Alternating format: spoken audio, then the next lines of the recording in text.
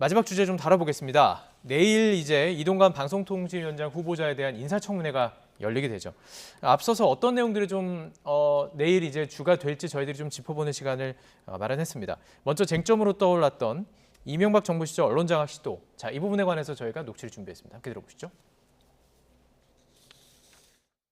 저희가 확인한 이 여러 문건들만 보더라도 실제로 후보자가 대변인과 홍보수석이었을 당시 국정원에게 문건을 요청했고 보고받았고 실제 며칠 혹은 몇 달 후에 실행이 이루어졌다는 것을 눈으로 확인하고 있습니다.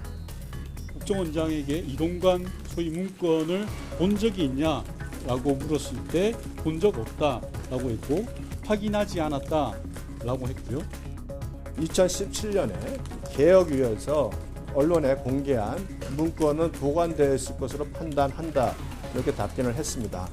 그러나 개혁위에서 발표한 자료가 아닌 나머지 자료에 대해서는 유출 경위에 대해서 파악이 필요하고 국정원이 보관 중인지 여부는 확인하지 못한 사항이다.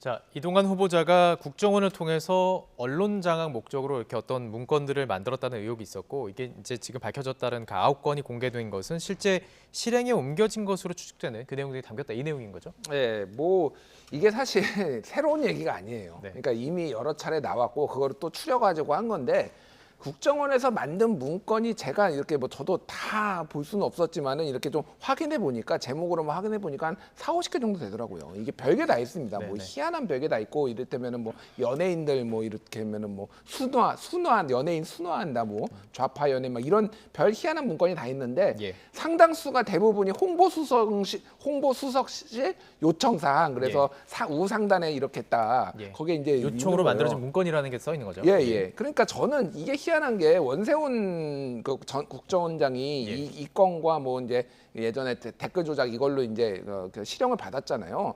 사실은 그때 이동관 수석도 수사를 받았어야 돼요. 왜 검찰은 왜 수사를 그때 안 했지? 이렇게 명백하게 홍보수석실 했는데 예. 검찰이 저는 문제가 있다고 봅니다. 그때 예. 당시에 예. 검찰 이제 문재인 정부 때 검찰이죠. 예. 왜 희한하게 그때 수사를 안 해가지고 이게 이제 본인은 이제 아무 자기는 상관없다라는 건데 그때 정확하게 이거 시시비비를 밝혔어야죠. 예. 그러니까 그게 굉장히 개인적으로 아쉽다. 이렇게 명백하게 저기 홍보수석실 요청 사항이 있음에도 불구하고 내가 모르면은 누가 합니까 그러면 홍보수석이 모르면은 예. 뭐 대통령 이명박 대통령이 하나요? 그러니까 좀 거짓말을 해도 적당히 좀 하셨으면 좋겠습니다. 예. 예.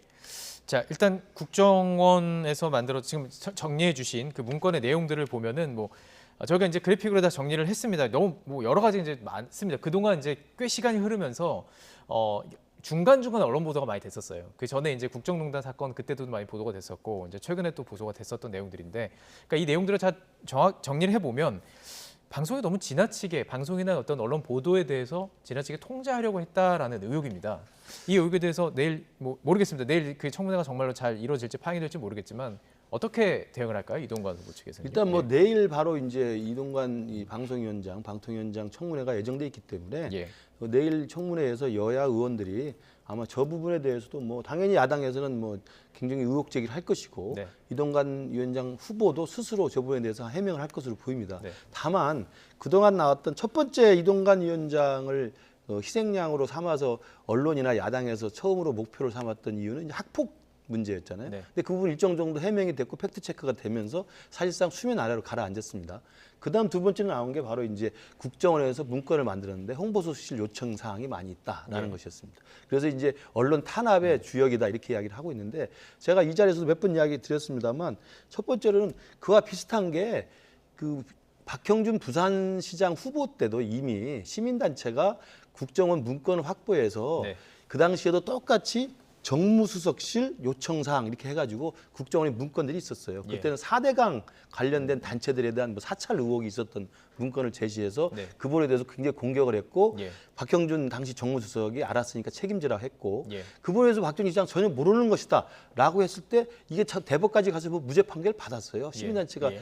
고소를 했는데도 불구하고 저는 당연히 국정원 문건을 만든 그 사람이 예. 지나치게 정치 개입을 했거나 해서는 안 돼 사찰을 해가지고 문건을 만들었다면 그 사람은 처벌을 받아야 됩니다. 네. 그런데 그것이 문건에 홍보수석실 요청이라고 쓰여 있다는 이유만으로 예. 홍보수석인 이동관이 지시했다고 말할 하등의 이유는 없는 거예요. 예. 홍보수석실은 많은 행정관들이 있고 네네. 그 행정관들이 개별적으로 자기가 홍보수석실에 근무하는 청와대 근무 인사가 MBC에서 저 지방방송 추진 기획단을 어떻게 짜는지 어떻게 알아봅니까? 또 전화 걸면 그것도 외화부리하게 느낄 거 아니에요. 예. 그럼 국정원을 통해서 이 지방선거 방송 기획단이 어떻게 됐나요? 좀 알아봐 주세요. 예. 라고 했을 때 국정원은 이걸 과도하게 표현을 써가지고 그렇게 만든 거라고 저는 예상을 해봅니다. 그래서 예, 예. 국정원에서 그 문건을 만든 주체를 먼저 잡아야 되는 것이지 예. 거기에 거기에 홍보수석실 요청사항이 있다고 해서 홍보수석이 미리 알고 있었다? 이건 박형준 부산시장 때 이미 무죄로 다 판결을 난 판례가 있는 겁니다. 예. 저는 그러면서 내일 인사청문회에서 분명히 저는 따져보면 될 거라고 생각을 하고요. 예. 저는 이 내용에 대해서 이제 이미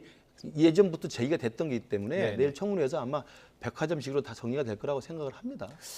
아, 그렇군요. 근데 이게 사실 그 요청건이라는 그 문장이 어떻게 됐는지는 사실 말씀하신 것처럼 검찰 수사나 뭐 재판 과정에서 밝혀져야 하는데 이건 지금 그게 밝혀질 가능성이 없기 때문에 내일도 뭔가 속 시원한 얘기가 나올 것 같지는 않은데 어떻게 보세요? 그러니까 뭐 어차피 대통령은 이미 강한 의지를 네. 가지고 임명하겠다고 예. 이미 답정너 이제 방식으로 이제 뭐 가는 건데 네. 뭐가 나오겠습니까? 이게 무슨 표결로 붙여가지고 뭐 국무총리처럼 하는 것도 아니니까 예. 될 거예요. 뭐 저도 될 것이라는데 전혀 의심하지 않습니다.